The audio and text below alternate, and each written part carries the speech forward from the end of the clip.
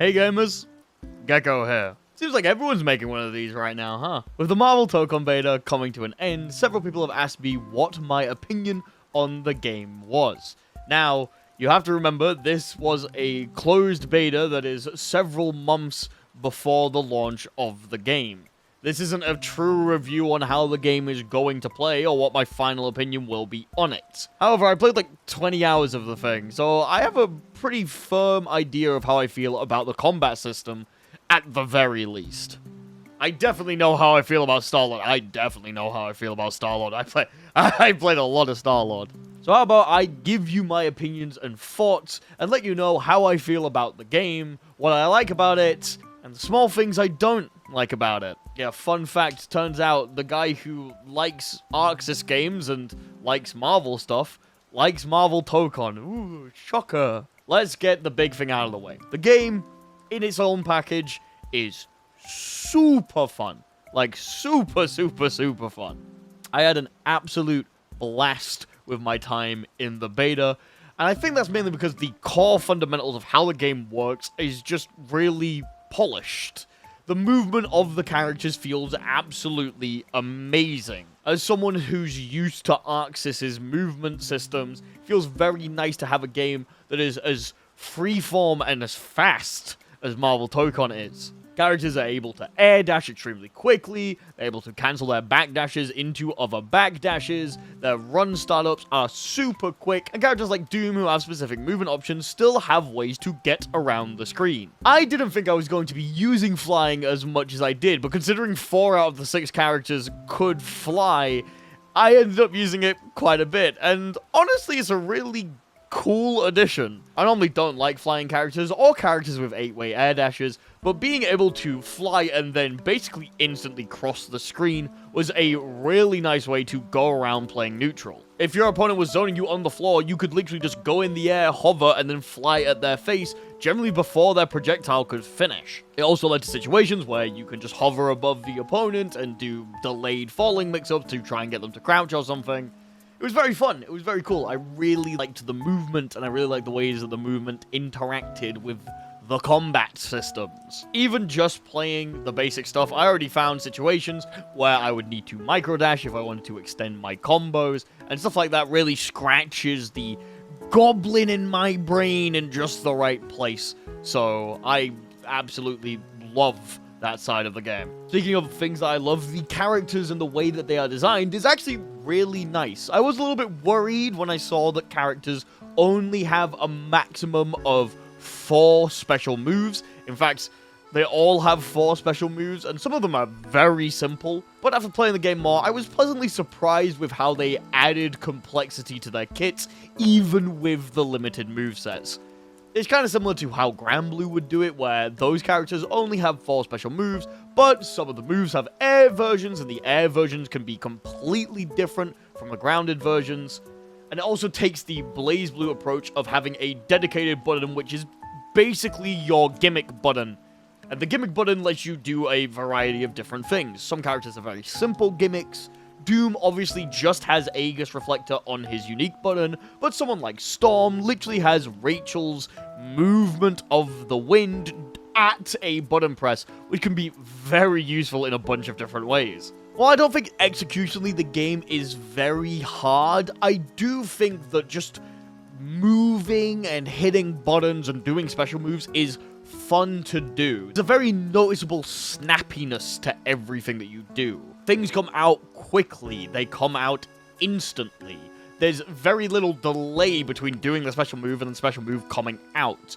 Obviously, things like the heavier versions of the moves sometimes have longer startup, but even then, it still feels like things are going at a very quick pace, and I like that. I will say I've never been a fan of down-down inputs, and there was a little bit of finicking around to get some of the down-down inputs to work consistently during strings, but that's entirely a me issue, and it's something that I'll probably get over by the time that the game's launched anyway. Characters aren't just complex on their own, though. Where the real meat of the game seemed to be on how the characters interact with each other. I barely scratched the surface of this, but having your characters interact with each other really increased the amount of potential power that they had. You could play like I did, where you have one character that does basically everything, and the rest of the characters are there for their assists, and if they're doing the assisting combos, then they're basically not there at all. They're basically combo extenders. But there were several people that by the end of the beta were using 2,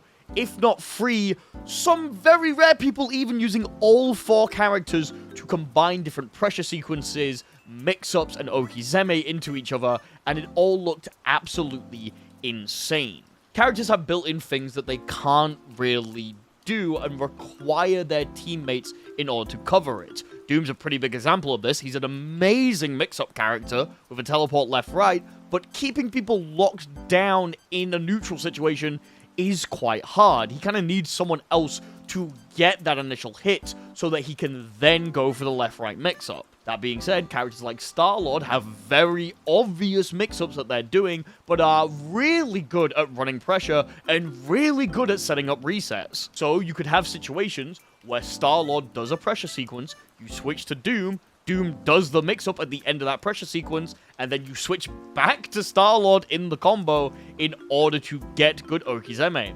Or, if you're an absolute fucking baller, you switch to a third character, like Storm, or Captain America, or Iron Man, and they set up the Okizeme. Having your characters flow together like this is where the real depth of the game is going to come in. And if you've been on Twitter, it's where basically all of the bullshit tech is coming from. I watched a little bit of Wanted, which is Damascus's big invitational bracket that he likes to do. And while watching it, Leffen was doing things that I didn't think was even possible. I think he might have actually done an unblockable setup by mixing Storm's quick low with Star-Lord's held overhead, and it was fucking insane. He was doing mix-ups and Okizeme on all of his characters, and it looked like he really figured out the game. But even then, just using 2 characters massively boosts the potential of your team. As you may know, at the end of the final session, I basically just fought the same guy over and over and over again. If I find you, Archer, I owe you a pint. If you want one. If you don't want a pint, I'll get you something else to drink. But he used Dr. Doom combined with Iron Man to run an extremely oppressive zoning game. And by the time that we were done, he was mixing in Star-Lord to copy my combos that I was doing in order to get better Oki. And it was sick! Finding the way that your team interacts with itself is going to be a really fun part of the game. And the way that you build your team is going to be extremely important. I think that I was playing the game wrong. And even then, I still had a really good time. Just playing one character and figuring out how to master them was still super satisfying. So imagine doing that with all 4 characters and also finding the ways that they link into each other. This game's going to be fucking insane. The potential is through the goddamn roof. Speaking of things that I was doing with my character, while a lot of people were learning how their characters interact and how the systems work, I was pushing the combo limit to its maximum. If you don't know, the combo system kind of has the bones of Killer Instinct, just without all the interacting from the opponent part. The more attacks that you do, the more you fill up the gauge at the bottom of the combo meter. I don't remember what the name of this is, so we're gonna call it the combo break limit. You can do 10 separate attacks until the combo break limit just completely expands itself. And when that happens, your opponent flips out forcibly and is able to recover the moment they land. It works like a soft knockdown. However, anytime that you use your assists or you stick the opponent to the hard wall, it reduces the combo gauge by 2, meaning you're able to use more attacks. Its moves also don't add a point to the combo meter. After a certain amount of time, your combo is forcibly exited though. The bar starts flashing white, and in the next couple attacks, you're going to force the opponent to spin out. But this is completely fine, because by the time that you get there, you've probably spent most of your resources anyway. Doing large damaging combos in this game is very much possible, but they definitely cost you. So I think the way that the game is going to work is it's going to focus more on resets and Okizeme mix-ups, rather than long damaging combos that do a shit ton of damage. If you want to kill the opponent, you're going to have to find ways to reset them over and over and over and over again. But if you do want to do those big combos, you definitely can. And they're very fun to do. But you have to get to that point. Big combos aren't there from the start of the game. So let's go on to the flow of the average match. I really like how the game flows. I really like how the average match felt in Marvel Tokon. When you start out, you only have access to one of your assists. But the moment you break the wall, you get another assist. If you then break the wall again or stick them to the hard wall, you get your final assist. This means that the first hit that you get in the match is one where you're encouraged to immediately break the wall so that you can get a massive advantage on your opponent. Once you get to later stages in the match though, you have to find as many ways to not break the wall as possible. Hard walls are combo extenders, which means that one wall in the stage is probably going to be more valuable than the other one. So you're going to want to try and get your opponents back to that. And when you've got your opponent against the soft wall, you have no benefit of breaking it, so you don't want to. Specific moves cause wall stick and wall break, so you just don't use those walls in your combos.